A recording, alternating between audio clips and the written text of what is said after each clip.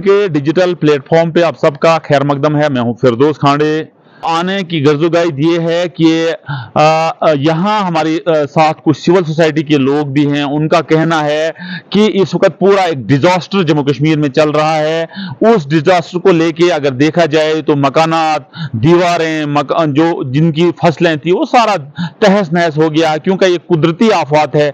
उससे बचने के लिए लोग जो है अब नियर बाई रिलेटिव्स में जा रहे हैं, शेल्टर्स लिए हुए हैं। और डिजास्टर को कौन रोक सकेगा, क्योंकि डिजास्टर जब आता है तो उसमें किसी को कोई पता नहीं है, उसमें अमीर का घर, गरीब का घर, हर एक फर्ज जन जो है उसकी जद में आता है और नुकसान हो जाता है। एक्स सरपंच गुंदो बलदेव जी हैं और बीजेपी के सीनियर लीडर्स भी हैं, क्योंकि इनका रोल जबरदस्त रहता है। जब भी कोई डेवलपमेंटल वर्क होता है बलदेव जी जो हैं वो फोर फ्रंट पे होते हैं, और कोई भी मसाइल गुंदो में हो, डोडा में हो, इनका रहना उसमें बहुत जरूरी होता है और ये एक ब्रिज का काम करते हैं लोगों और एडमिनिस्ट्रेशन के दरमियान। हम पूछना चाहेंगे बलदेव जी, पूरे जम्मू कश्मीर में एक डिजास्टर आया है। हमने पिछले दिनों देखा कि जम्मू कश्मीर में अगर कुपवाड़ा की बात की जाए, बांडीपुरा की बात की जाए, सेंट्रल कश्मीर की बात की जाए तो एक डिजास्टर था, उसमें सैलाब से भरा हुआ था। तो उसको देखते हुए अगर हम देखेंगे तो आज यहाँ डोडा में भी बहुत सारी रोडों पे जो कटाव किया हुआ है, बहुत सारी रोड जो हैं वो रोडों में स्लाइड्स आई हुई है, पत्थर आए हुए हैं, बहुत सारे रोड स्ट्रक हुए। तो उसको लेके आप क्या कहना चाहोगे, क्योंकि हमने देखा बहुत सारे लोगों के मकानात को क्रैक्स पड़े हैं, जमीन को क्रैक्स पड़े हुए हैं, बहुत सारी जगहें ऐसी हैं जहां गाड़ी निकालना भी मुश्किल हो। एक डिजास्टर आया है पूरे जम्मू कश्मीर में, खास करके डोडा में अगर देखा जाए, क्योंकि ऐसे भी बताया जाता है कि सिस्मिक जोन 5 में ये एरिया आता है और यहां जो है कटाव से बहुत ज्यादा नुकसान हो सकता है आने वाले वक्त में। तो आप क्या कहना चाहोगे? पहले तो मैं खांडे साहब आपका बहुत बहुत धन्यवाद, शुक्रिया अदा करूंगा कि आप लोग ऐसे जैसे हाइटी वाले एरियाज में आते हैं और पब्लिक की जो भी कोई प्रॉब्लम है उसको ऊपर मतलब बालाई हुकाम तक और मुकामी एडमिनिस्ट्रेशन तक पहुंचाते हैं, जिसके लिए आपके चैनल का मैं तहे दिल से धन्यवाद, शुक्रिया अदा करूंगा। जहां तक आपने बात पूछी कि हमारी जो ये रोड है घिल कुनान गुंदो, या जिसका नाम असल में भड़गी कुनान रोड है, इसकी मैं बात करूं, मैं एक्स सरपंच हूं यहाँ गुंदो पंचायत से, बलदेव सिंह मेरा नाम है।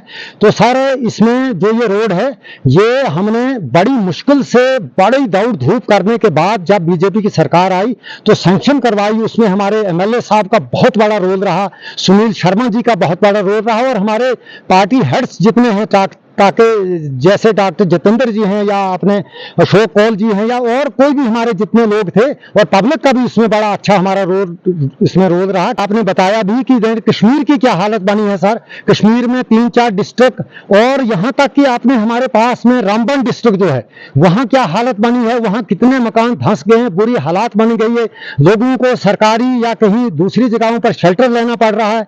और कश्मीर में भी यही हालत बनी है, कुपवाड़ा, हिंदवाड़ा, बाकी काफी सारी जगहें तो बहुत बुरी हालत है। कुदरत की आफत जो है ये तो किसी के बस की बात नहीं है, यहाँ तो सरकार भी कहीं कहीं बेबस हो जाती है।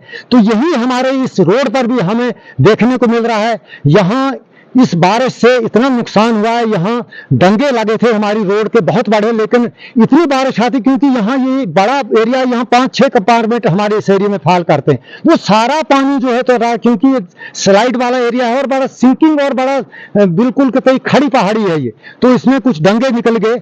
ब्लैक टॉप इस रोड में पड़ा था पिछले दिनों, हालांकि ब्लैक टॉप के लिए न डिपार्टमेंट मांग रहा था खांडे साहब, न क्या कहते हैं ठेकेदार मांग रहा था, क्योंकि यहाँ ब्लैक टॉप सिर्फ जून, जुलाई, अगस्त तक ही पड़ सकता है, क्योंकि यहाँ सिर्फ यही 3-4 महीने गर्मी टेम्परेचर रहता है। लेकिन हमने सोचा कि चलो ब्लैक टॉप पड़ जाए तो रोड थोड़ा जरा चलने को जितने भी बना था चल जाए ठीक इससे, लेकिन हमने जबरदस्ती डलवा दिया। पब्लिक में मैं भी उसमें शामिल था कि ब्लैक टॉप डाल दो, अक्टूबर में डाला, लेकिन उसमें भी एक बदकिस्मती ये हो गई कि जिस दिन ब्लैक टॉप डाला उसी दिन बारिश आ गई, वो थोड़ा कमजोर, क्योंकि ठंड टेम्परेचर वाला डाउन था।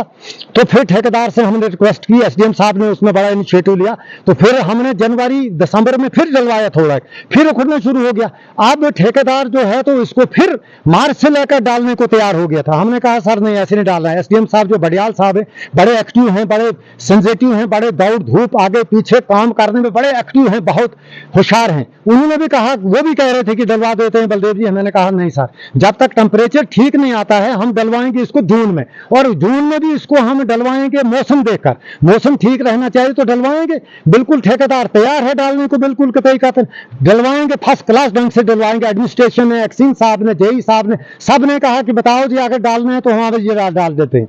रही पीछे यहाँ दीवारों की बात, दीवारें हमारी सर जो गई थी थोड़ी एक, वो 90% लग गई है, दूसरे वाली लगने वाली है। मुझे एक बात का बड़ा अफसोस होता है सर कि कुछ लोग हैं यहाँ पर हमारे इस एरिया में जो कोर्ट में भी गए हैं, और कुछ लोग ब्लैकमेलिंग करना चाहते हैं, बिल्कुल कि ये बड़ी दुख की बात है। तो इससे क्या होता है कि अगर हम मुलाजिम को तंग करना शुरू कर देंगे, किसी के खिलाफ फर्ज करें, जो लोग रोड रोकने के लिए कोर्ट में गए हैं, मैंने 30-32 एफिडेविट लोगों से लिए थे, जिम्मेदारों से, कि हम रोड को आगे चलाएं, मुआवजा हमें मिले लेकिन रोड बन जाए ताकि लोगों को सहूलियत मिल जाए, और मुआवजा जो है तो बाद में मिले, क्योंकि मुआवजा तो सरकार ने देना ही देना है और अच्छे रेट से देना है, तो बाद में मिले। कुछ ब्लैकर मेल लोग ऐसे मिले बीच में, जो ये आज कंप्लेंट करने वाले, मैं नाम बताना नहीं चाहूंगा, अच्छा नहीं रहेगा, लेकिन जो 5-7 लोग उनके हाथ में आए किसी न किसी रीति, उनको ब्लैकमेलिंग करके उनके एफिडेविट सुनने में आए कि लिए, और वो रिजेक्ट करने के लिए कोर्ट में एफिडेविट मतलब जो तो वापस ले लिए, और केस जो हमने करवाया था वो भी कहीं ना कहीं उसको भी कमजोर करने की कोशिश की। तो मुझे बड़ी अफसोस से कहना पड़ रहा है कि क्या वो रोड बनाना चाहते हैं या बंद करवाना चाहते हैं।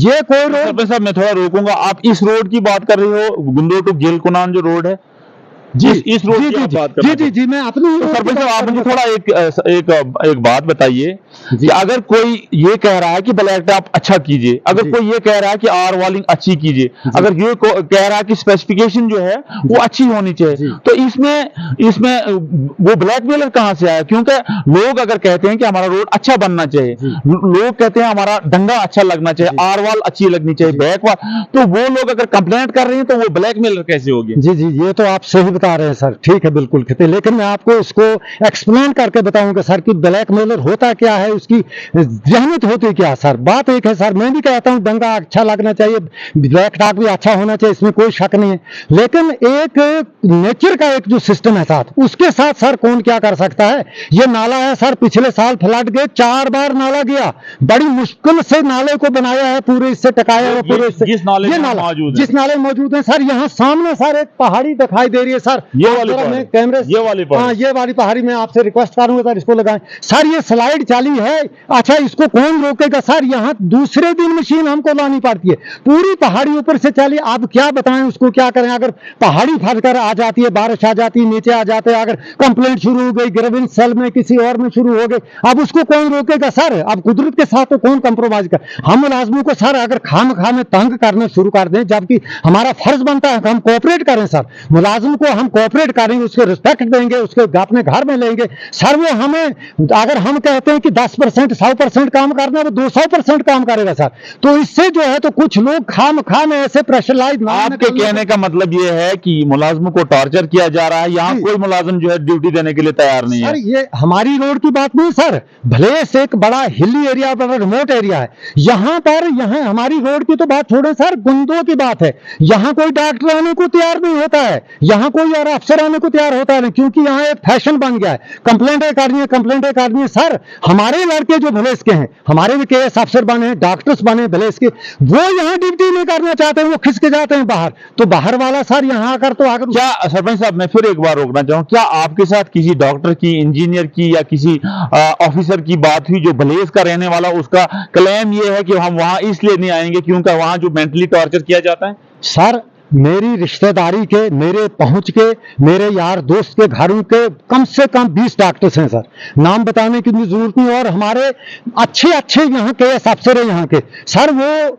यहाँ इस एरिया में इसलिए नहीं आना चाहते हैं कि यहाँ स्कूल की मतलब जो है तो हासिल फैसिलिटी नहीं है, सबसे ज्यादा वो भी वो चल जाता है, बच्चे कहीं पढ़, लेकिन लोग जो है तो बस थोड़ा कहीं मामूली कुछ हुआ तो बस कहीं कोई सड़क पर आ जाता है, कंप्लेंट करता है। इधर कह रहा कि आपने बात देखी, वीडियो को बंदी बना के रखा सर 2 दिन, ये क्या, ये किस ब्लॉक जकियास की मैं बात करूं सर, अगर किसी की कोई ग्रीवेंस है, कोई मसला है तो बैठकर होता है, उसके लिए कायदा कानून है। उस तरीके से लोग अगर अफसर जो है तो टार्चर हो जाएंगे सर, कौन आना चाहेगा इधर?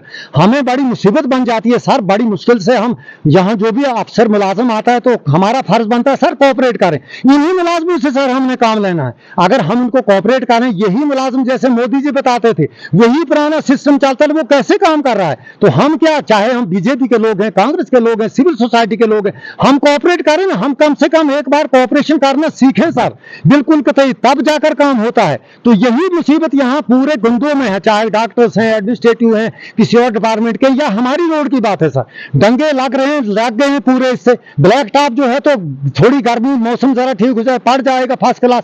अब स्लाइडें जो नेचर की आ रही है उसमें कौन रोकने वाला? ना मैं रोक सकता, ना एसडीएम साहब, ना एक्सीन साहब, ना मोदी साहब, कोई नहीं रोक सकता है, ये कुदरत है। तो मेरी तो जितने ऊपर ये जो कुछ कोर्ट में लोग गए हैं, कुछ और उनके साथ जुड़ रहे हैं, ये सारी एक दौड़ बनानी नहीं है, ये किसी न किसी से रोकनी है बिल्कुल। और जहां तक आधी बनी है वहां बाढ़ लगी हुई है, अपनी जमीनें जो है बाढ़ लगाई हुई है और लोगों की जमीन में से छाती तान कर लोग चलते हैं, बड़ी शर्म की बात है।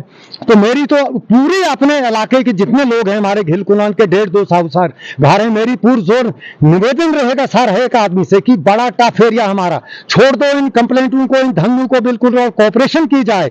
पब्लिक जो है तो डिपार्टमेंट्स के साथ, एडमिनिस्ट्रेशन के साथ कोऑपरेट करे, ताकि हमारी इस बड़े दूर दराज और फार फलंग एरिया में रोड पहुंचे, ताकि हम भी कहें मेन स्ट्रीम में, हम भी कहें इंसानों की तरह जिंदगी। हमारे बच्चे सर स्कूल के लिए पैदल आते हैं और बड़ी मुश्किल से जब वापस जाते हैं, यहाँ से 8 किलोमीटर घिल पड़ता है सर, और टफ चढ़ाई में, और जो है कहीं किसी लेडी की डिलीवरी आ जाती है, कोई बेचारा हमारा बुजुर्ग बीमार हो जाता है, कोई और मुसीबत हो जाती है, तो यहाँ कई बार हमारे लोग गिर गए। हमने वीडियो डाली थी, रोड सर बंद, और उनको हमने कांधों पर उठा के चलाया, लेकिन बस क्या बहाना बनाना रोकने के लिए। तो मेरी सर रिक्वेस्ट है पूरी पब्लिक से कि कोऑपरेट करें, साथ दें। और सर एक बात रही कि मिलिटेंसी जो सर, इतने कितने इस मिलिटेंसी ने हमको पीछे बैक किया था, हम भलेस के लोग ने जम्मू कश्मीर पूरा इस मिलिटेंसी की वजह से, यानी 2000 या 1990 से लेकर 2005 तक हम 20-30 साल पूरा भलेस पूरा जम्मू कश्मीर पीछे चला गया। और नहीं, जम्मू कश्मीर नहीं सर, अगर देखा जाए हमारे रूरल एरियाज, बलेसा हुआ, किश्तवाड़ हुआ, डोडा हुआ, आप देखिए मिलिटेंसी में जम्मू कश्मीर में, जम्मू प्रॉपर और कश्मीर में कितनी डेवलपमेंट है, इससे सारा इफेक्ट हमें पड़ा। जी बिल्कुल, आप दुरुस्त फरमा रहे हैं सर। कश्मीर में सर ऐसे आप पहले देखेंगे सर तो सारा सिस्टम डेवलपमेंट का कश्मीर में जाता था, मिलिटेंसी के बाद ये सिस्टम थोड़ा हमारी तरफ जम्मू की रीजन की तरफ आया है, हमारे हेल्टी एरियाज की तरफ। तो सर ये जो 20 साल हम पीछे गए थे, अब सरकार ने इसको नजर दी है, कोशिश की है कि यहाँ रोडें पहुंचे, यहाँ कोई और स्कूल बने, यहाँ कोई और इंफ्रास्ट्रक्चर खड़ा हो जाए तरीके से। लेकिन अगर उसमें भी अगर हम लोग जो है तो यहाँ रोड़ा डालना या उसमें कोई कंप्लेंट इधर कोई दूसरा कंप्लेंट, ये अच्छी बात नहीं है सर। ये कम से कम हम कोऑपरेट करें, इस मिलिटेंसी ने हमको इतना पैसे पीछे पहले धकेल दिया है, तो आप कम से कम अगर सिस्टम सरकार ऊपर से इतना कुछ कर रही है तो हम उनको कोऑपरेट करें, हम करवाएं काम सर इनसे। अगर कहीं मुलाजिम नहीं करता, अगर हम उसको बड़े प्यार से बताएं, अगर नहीं करता तो सर हमारे पास राइट है सर, हम कंप्लेंट क्यों, हम सड़कों पर आ जाएं, पूरी पब्लिक आने को तैयार हो जाती है बिल्कुल। तो ये मेरी रिक्वेस्ट रही कि कम से कम इस तरीके का जो है तरीकाकार ब्लैकमेलिंग का, और पब्लिक जो है तो ऐसे अफसरान को, डिपार्टमेंट्स को तंग करना छोड़ दे। तो मैं आपके चैनल से रिक्वेस्ट करूंगा सर, इस न्यूज को सर कम से कम ऊपर तक पहुंचाया जाए, ताकि इसका पूरा फेयर तरीके से पब्लिक तक और एडमिनिस्ट्रेशन तक ये बात पहुंचे। धन्यवाद सर, बहुत बहुत शुक्रिया। ये थे सीनियर बीजेपी लीडर बलदेव जी और एक्स सरपंच गुंदो बलदेव जी। इनका कहना है कि यहाँ जो भी मुलाजिम आता है वो इतना डिप्रेशन का शिकार है, वो इतना मेंटली फ्रस्ट्रेट हो गया है कि इस बलेसा में अब कोई भी मुलाजिम ड्यूटी देने के लिए तैयार नहीं है। इनका मजीद कहना है कि हम पहले ही मिलिटेंसी विक्टिमाइज लोग हैं, 1990 से लेकर 2005 तक जो है मिलिटेंसी में हमारी कोई भी डेवलपमेंट नहीं हुई है। अब जब वक्त आ गया था यहां डेवलपमेंट करने का, अब जो है हमारे अपने लोग इस डेवलपमेंट को रोकने के लिए कोर्ट कचहरी में जा रहे हैं, रोड को रोक रहे हैं, अपने जमीनों में बाढ़ दे रहे हैं, और जिसका सारा नुकसान जो है यहाँ की पब्लिक को हो रहा है, क्योंकि ये पब्लिक पहले ही विक्टिमाइज थी, ये पब्लिक पहले ही परेशानियों का शिकार थी, अब और इसमें परेशानियों में इजाफा होता जा रहा है। Firdous Khande, news 18 network, sub division Gundo, Bhalessa, डोडा।